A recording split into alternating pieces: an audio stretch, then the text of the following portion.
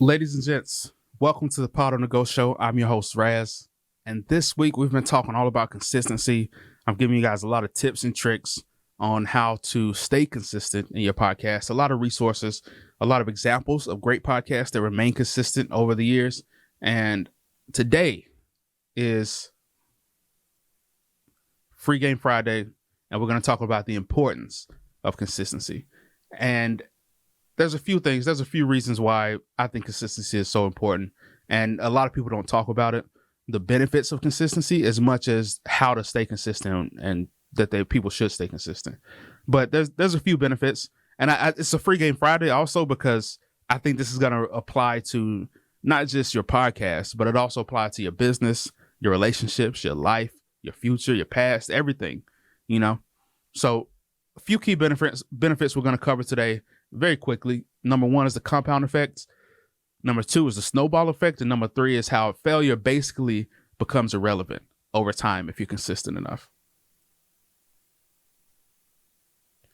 So number one, the compound effect. The compound effect was a book written by Darren Hardy about, 10 years ago now, 10 or 15 years ago now.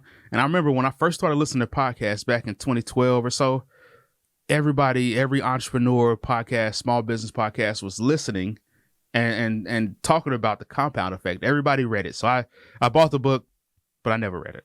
But I did read the clip notes, and I'm going to share pretty much what I got from it with you today. And it's basically one key concept is basically a Bruce Lee quote, right? I fear not the man who has practiced 10,000 kicks once, but I fear the man who has practiced one kick 10,000 times. That's basically what I get from the compound effect, is that as a podcaster or in business or in life or relationships, you want to have one thing you do really well, one thing you do well 1,000,000 times instead of 1,000,000 things you do kind of well. You know, it's the idea of being a jack of all trades. Like me personally, I know a lot of stuff, but podcasting is the thing that I fell in love with. So I know a lot about podcasting and live streaming and, videography and live productions and stuff like that. So that's my one thing that I practice every day.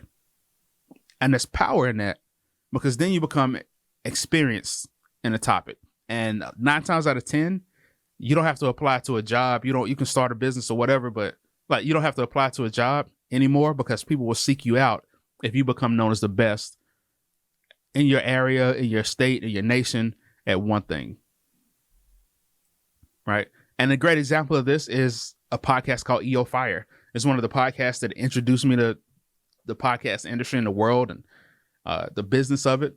And I fell in love with the podcast. I probably listened to 400 or 500 episodes. I know he has thousands more than that, but it is a great podcast to see what consistency looks like and how successful you can become just by being consistent and doing the same thing every day.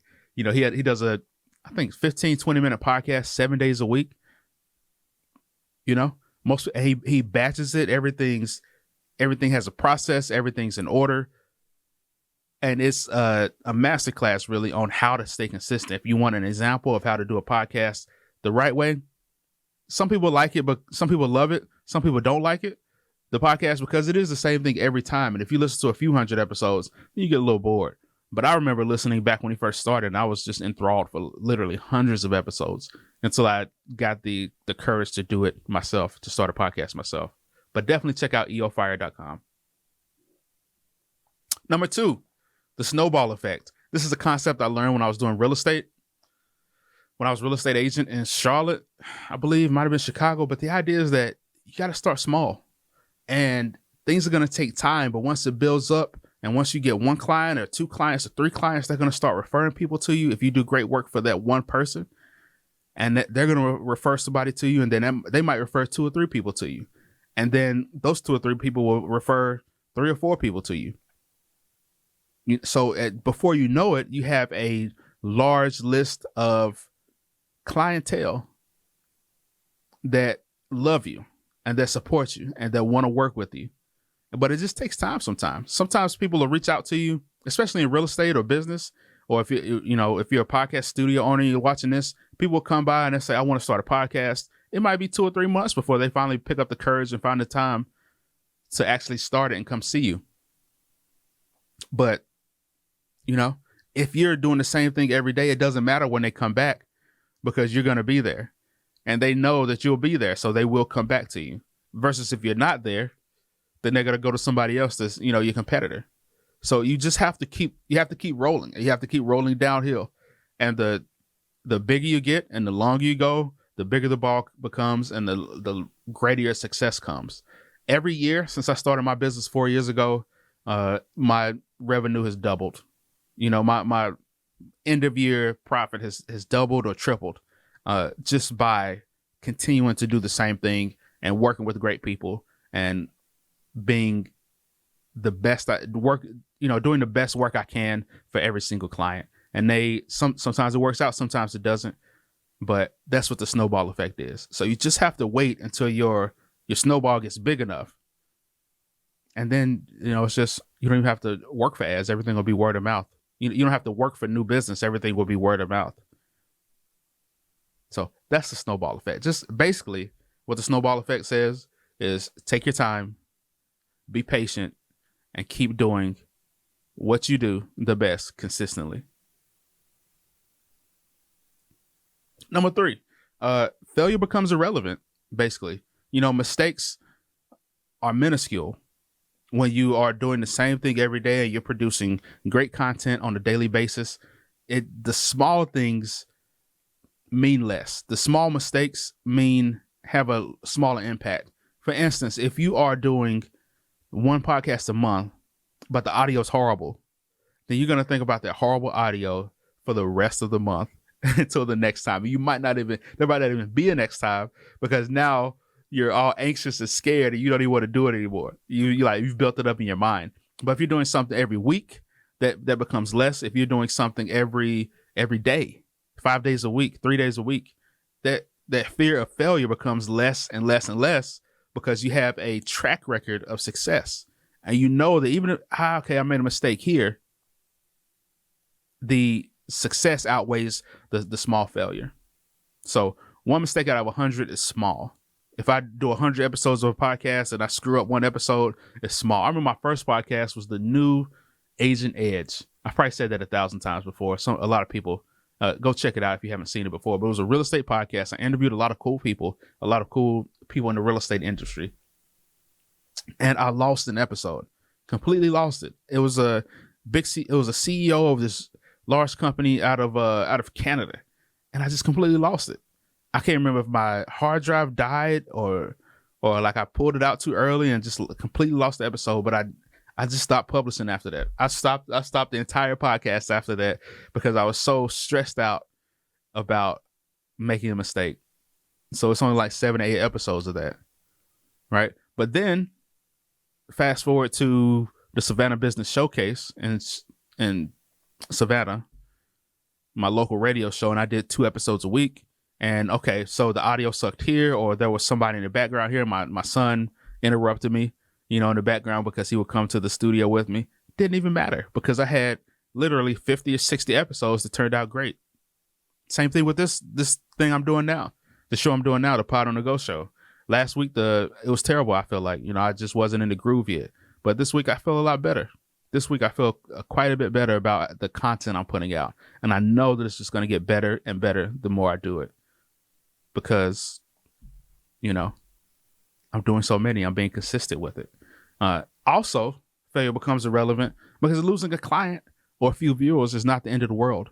If you're doing something 100 times or, if you're doing something every day at the same time of day, for the same amount of time over the same topic, same place, same dial, then you know that the small bumps in the road, losing some viewers because of something you say or a viewpoint you have, it doesn't matter that much. If you have a dozen clients and 10 of them love you, if 1 or 2 don't like you, it doesn't matter so much. You know that you did your best for that client just like you did your best for the other clients, even if they don't like your work or don't like your service. I have a lot of examples of that because I know I put out great work with what I had, the best work I could with what I had, even if a client didn't like the work. So, yeah. And it happens to everybody. I don't know if you guys follow sports or not, but I've seen all these great players that I'm going to show you right here real quick is they failed before. You know, Tom Brady's threw a lot of interceptions this year. He lost quite a few games, but he's still one of the greatest of all times. Ray Lewis, I've seen him get his ankles broken by Marshawn Lynch, or I've seen him get trucked before, but he made so many tackles and he was such an impact player on the field, it didn't even matter because his track record was one that his teammates could trust. Same thing with Michael Jordan. Michael Jordan missed a lot of shots, but he made the ones that counted. He made the ones that mattered because of his track record, you know? And Tiger Woods, but we don't really talk about Tiger Woods, so I'm just going to skip that one. So it's not the end of the world. Like, failure becomes irrelevant once you have a consistent routine that you're doing on a regular basis. That's it, you know? And my final thoughts, success is neither magical nor mysterious. Success is the natural consequence of consistently applying basic fundamentals. Let me try that again. Success is neither magical nor mysterious. Success is the natural consequence of consistently. Let me try that one more time. Success is neither magical nor mysterious. Success is the natural consequence of consistently applying basic fundamentals.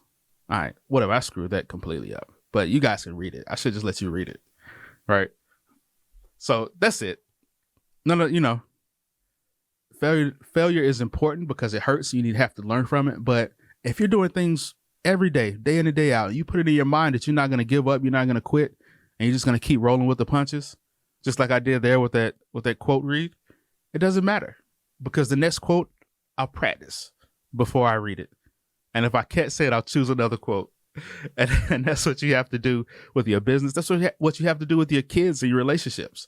You got to keep trying. They got to know, even with all your relationships, the person has to know that they can trust you. That's what a relationship is built on. You have to be able to trust another person, whether it's your children or your spouse or your in-laws or your friends. Trust is the building block of a great relationship.